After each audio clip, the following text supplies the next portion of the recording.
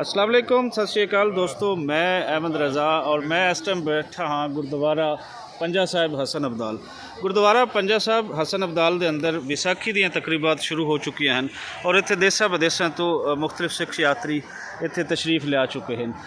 थोड़ा मैं तुहानूं मंजर दिखाना कि बहुत सारे लोगों को कमरे मिल जाते हैं, लेकिन जिन्होंने कमरे नहीं मिलते और खासकर ये जिहड़ा असीं हमेशा देखते हैं कि जिहड़े चढ़दे पंजाब तो लोग आते हैं, जिहड़े इंडिया तो लोग आते हैं, उन्होंने कुछ कमरे नहीं मिलते। वो फिर इस तरीके दे नाल ही उन्होंने यह जगह बना के दे दी जाती है। इस वेले साडे नाल तुसीं साडे पंजाबी प्रचार ते एक मशहूर शख्सियत जिहड़ी बठिंडा तो आते हैं, एडवोकेट हरपाल खैरा साहब, उन्हों के बेटे साडे नाल इस टाइम बैठे हैं, ईमान खैरा साहब। तो सब तो पहले तुहानूं जी आनूं आखदे हैं ईमान खैरा साहब। फतेह बुलाना जिन्ने भी दर्शक के प्रोग्राम देख रहे हैं जी। ईमान साहब, मैनू तुहाडे फादर दे नाल गल होई सी तो उन्होंने दस्सिया सी कि मैं पूछा सी कि नाम तो मुसलमाना वाला है ईमान, तो तुसीं अपने बेटे का नाम रखा होया है, तो ये नाम रखण की वजह की बनी? थोड़ा उच्चा दस्सिओ। ये देखो जी, गल इदां जी, जो मेरे दादी जी सन वो बैड़वाल पिंड जो इस वक्त कसूर जिले च है उसनूं बिलोंग करते सन। तो बैड़वाल जो पिंड की एक बड़ी वड्डी मिसल सी नकई संधूआं की मिसल। ठीक है। तो मेरे फादर साहब के नाना जी वो नकई संधू जिहड़े बैड़वाल की मिसल सी उन्हां विचों सन। तो जदों वो इधर आ रहे सन, जो मेरे फादर साहब के जो नाना जी का जो परिवार है, तो उन्होंने उत्थों उन्होंने बड़े अजीज़ दोस्त सन ईमान खान तो उन्होंने भरा रहमान खान।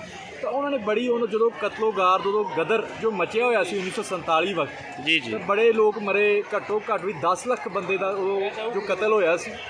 तो उदों उन्होंने उधरों आउण दे विच मेरे जो दादी जी आ उन्होंने परिवार की बड़ी मदद की सी ईमान खान जी ने ते रहमान खान जी ने। तो उस चीज़ नूं बड़ा चंगा पर जो एक मैं कहूँगा मैसेज गया है ना जी मेरी दादी जी दे कोले, उन्होंने फिर उस तो बाद जो मेरा नाम है वो ईमान रखता। ईमान जी, तुहाडी फैमिली हमेशा इत्थे आंदी रहंदी है, तुहाडे फादर सानू हर दफ़ा आके इत्थे मिलते हैं, उन्हों दे इंटरव्यूज़ भी असी करते हैं और बहुत सारे लोग उन्होंने तनकीदा भी करते हैं, कई तरह के उन्होंने फेस करनी पैंदी क्रिटिसिज्म, लेकिन वो हमेशा हक सच की गल करते हैं और जो उन्होंने नज़र आता है वही वो दसते हैं। तुहाडे दिल दे विच किवें ख्याल आया कि तुहानू भी इत्थे लਹਿੰਦੇ पंजाब दे विच आना चाहिए है और अज तुसीं इत्थे बैठे हो? देखो जी, मेरे फादर साहब सब तो पहला 2019 में जो 550वां गुरपुरब का दिहाड़ा सी उदों इत्थे आए सी। तो उन्होंने उदों मैनू अगे बड़ा दस्सिया भी जो पंजाब के लोगों की पाकिस्तान के जो लोगों की एक इमेज बनाई हुई सी भी जो एक मैं कहूँगा मीडिया थ्रू या किसी माध्यम द्वारा एक उन्होंने इमेज बनाई सी भी नहीं उत्थे जाना नहीं चाहिए जो चढ़ते पंजाब वाले। तो उन्होंने मैं दस्सिया भी वो चीज़ झूठी है। फिर उस तो बाद मेरा जो काफ़ी जो इंटरस्ट है वो हिस्टरी में, तो मैं काफ़ी इतिहास दी किताबां पढ़ियां तो मैं सोचा भी मैनू भी उधर जाके जो साडे पुरखियां का इतिहास है, जो साडी कौम का इतिहास है, जिथे सिख कौम ने इन्ने साल घट्टो घट्ट भी 100 साल के करीब 1760 तो लैके 1850 तक जो सिख कौम ने उत्थे राज किया। तो सानू जो साडे इतिहासक उत्थे गुरु घर ने गुरु नानक देव महाराज जी की जिन्नियां भी उत्थे जो इतिहासक गुरु घर ने उत्थे जाना चाहिए तो आपदे इतिहास नाल जुड़ना चाहिए, क्योंकि आंदे ने भी जिहड़ियां कौमां आपदे इतिहास तो टुट जांदियां ने तो उन्हां कौमां दा जो नाश है वो बड़ी छेती हो जाता है। तो जिन्ने भी सिख नौजवान ने देशों विदेशों बैठे ने उन्होंने मेरी इहो बेनती है भी तुसीं इत्थे आओ तो इत्थे आके आपदे इतिहास नाल जुड़ो।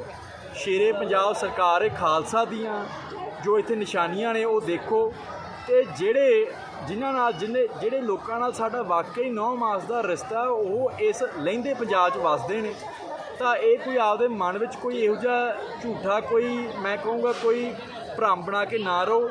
ਤੇ ਮੈਂ ਇੱਕ ਹੋਰ ਗੱਲ ਆਵਾਂ ਵੀ ਜੋ ਇਹ ਕਾਫੀ ਵੱਡਾ ਇੱਕ ਮੈਂ ਕਹੂੰਗਾ ਕਿ ਝੂਠੀ ਗੱਲ ਫੈਲਾਈ ਗਈ ਹੈ ਵੀ ਜੋ ਪਾਕਿਸਤਾਨ ਆ ਜੇ ਉਸ ਦਾ ਬਾਅਦ ਵਿੱਚ ਕਦੇ ਵੱਡੇ ਮੁਲਕਾਂ ਦੇ ਵਿੱਚ ਯੂਰਪ ਵਿੱਚ ਅਮਰੀਕਾ ਵਿੱਚ ਉਹਦਾ ਵੀਜ਼ਾ नहीं लगता। मैं कहना भी ये गल झूठी है।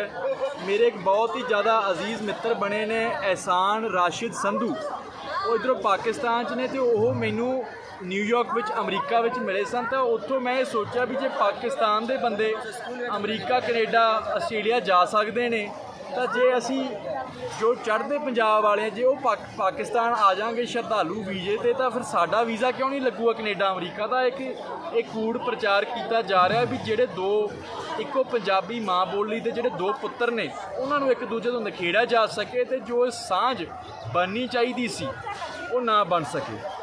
ਬਹੁਤ ਸੋਹਣੀ ਗੱਲ ਇਮਾਨ ਜੀ, ਤੁਸੀਂ ਇੱਥੇ ਆਏ ਹੋ, ਰਾਤ ਦੇ ਇੱਥੇ ਪਹੁੰਚੇ ਹੋਏ ਹੋ, ਕਿਵੇਂ ਦਾ ਲੱਗਿਆ? ਸਾਂਭ ਸੰਭਾਲ ਕਿਵੇਂ ਦੀ ਹੈ, ਇਹ ਸਾਰਾ ਕੁਝ ਦੱਸੋ ਪਲੀਜ਼।